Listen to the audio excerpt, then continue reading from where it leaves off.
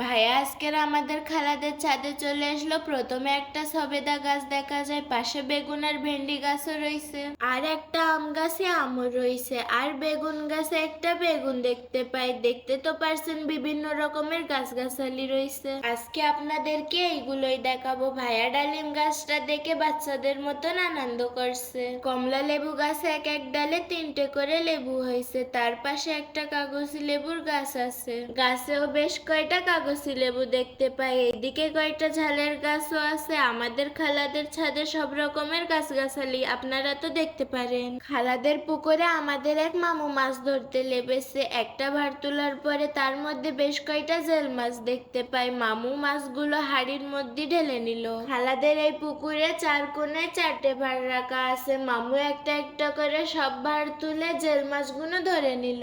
আমাদের মামু মাছ ধরার এক্সপার্ট, দেখতে তো পারছেন। বেশ কয়টা জেল মাছ আর একটা কই মাছ ধরে নিল। তারপরে আমার ভাইয়া খেতে চলে আসলো ভেন্ডিগুলো তোলার জন্য। সপ্তাহখানিক পরে ভাইয়া ভেন্ডি তুলতে এসেছে, আর দেখতে না দেখতে প্রায় 2 কেজি ভেন্ডি তুলে নিল। আজকে খাওয়া দাওয়া করতে দেরি হয়ে গেল। বিকেল বেলা খাওয়া দাওয়ার পরে নানি রাজাদের ঘরে তুলে দিল। আবার দেখা হবে নেক্সট মিনি ব্লগে। আল্লাহ হাফিজ।